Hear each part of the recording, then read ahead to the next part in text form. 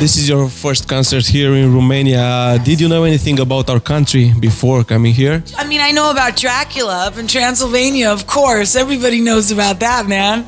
And Nadia Comăneci. Yeah, but I mean, I don't really know much about any country until I go there. You know, I feel like I have to be in the country and eat the food and sit with the people at a nice meal, and then I start to get to know the feelings of the country, you know? So, but I did have really optimistic point of view about it, and when I heard that I was coming, I felt bragging rights to my family and friends. I said, I'm going to Romania, you know, and they were like, wow, it's great. So now that we're here, it's fantastic. Everyone has been so loving. So I love it. Let's talk a little bit about your new album, Better Than Home. The soul and blues musicians does come up on stage and open up in front of his audience, but you take it even beyond that. You tell everything. Did you feel the need of some sort of catharsis? The only reason why I started playing music in the first place was to try and find answers to the many questions that I had inside of me and feeling very, very insecure as a kid. So that was the whole reason why I went to the piano. It wasn't that I thought I could sing very well or play very well. I just felt secure when I would go to it. I felt like there was something listening to me and helping me to figure things out, especially through songwriting. So that's the reason why I do it. So all the records I've made have been extremely personal, even if I'm co-writing with someone else. It just always goes in that direction of being personal. And I think a very famous writer in the United States many years ago stated that a writer should really write what he knows and not attempt to do the opposite. And a lot would agree. I mean, using your imagination is a fantastic ability, but I guess I don't have one because I can't do that. You know, I can just write how I feel, and it helps me. Do you choose by yourself the songs that are to be featured on your albums, or do you trust your producers to do that? A little bit of both. Good question. I haven't had that question actually asked to me, or at least not in that way. Yeah, I mean, I think it's important when, I can't speak for anyone else, but for me personally, in the way that I work, I think it's important that I surround myself with people that I trust, or feel that I can trust, at least to a certain degree. And that's hard for me because it's the way I am to second guess myself a lot. So of course I'm going to second guess others a lot. So I really try and hone in and hope to get lucky and work with someone that I feel has got a lot of respect for my point of view, but that I also have a lot of respect for their point of view. That's so important. So yeah, I feel like I've been pretty lucky with that on most of my records. Yeah. You are a huge musician, but I've read that you don't consider you have fans. You call them friends. Are you aware of your status in this music industry? Do you know how big you actually are? How did you know that? I can't believe he knows that. I think it's really weird to call people fans. You know, it's so, my fans. You know what I mean? It's just like fucking stupid shit. But I feel like, I do feel like when you have people that come and listen to your music or come and see you in a show, that they're being your friends. It's kind of their way of letting you know you're not the only person who thinks this way or feels this way. So we come and we're your friends. We understand you. We're going to be here with you.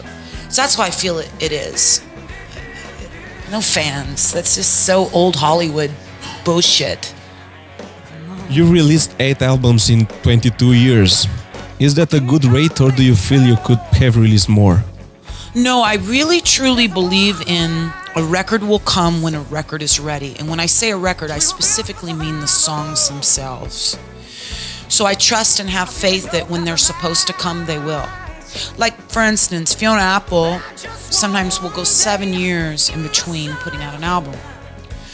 They're so fabulous when they come out. They're such gems. They're such perfection that it's worth it.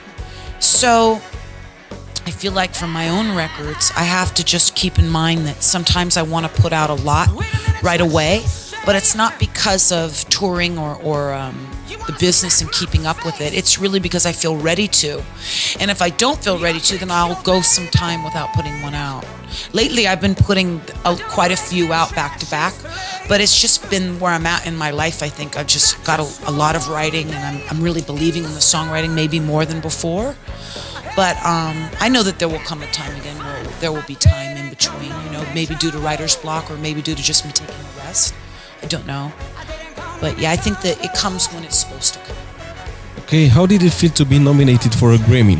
Does it count for you? Do you feel good to have this kind of recognition and this sort of appreciation? For me, it did. It really did. Yeah, when I heard the news, I was asleep. It was on the road, and my husband woke me up, and he said, "You got nominated for a Grammy." And I had this horrible feeling come over me, and I said, "Fuck, I hope this isn't a stupid dream." And then when I woke up, I kind of went, "Oh my God, this is real. It's not something that he told me in my dream." And I was thrilled, and I called Joe Bonamassa right away, and Kevin Shirley, the producer of the album Seesaw, and I thank them, so much. It was so cool. And then even though we didn't win, they still send you like a little medal from the thing, that you can put up, and I put it up, and I was like, right on, it's pretty cool. Made me so happy. Okay, one more question. All your records are so unique and different from each other. I want to know where you feel most at home. In rock, in soul, in blues? You seem to be so many different artists in one. Yeah, rock and roll is really great when I'm in a really angry place. I really feel like I can get it out through rock and roll. Jazz is great for me when I feel especially sexy or sultry, and I'm just kind of in that place. Singer-songwriter is when I say singer-songwriter, I mean songs like LA Song and Light On. That's a time for church for me of confession. It's my way of confessing my secrets and my fears and all my stuff, and just being really crazy, ridiculous, open about it. Blues, I think, is a great place for stopping your feet and saying, "I'm not gonna quit, motherfucker." It's a great place of being, like punk rock to me is like blues is.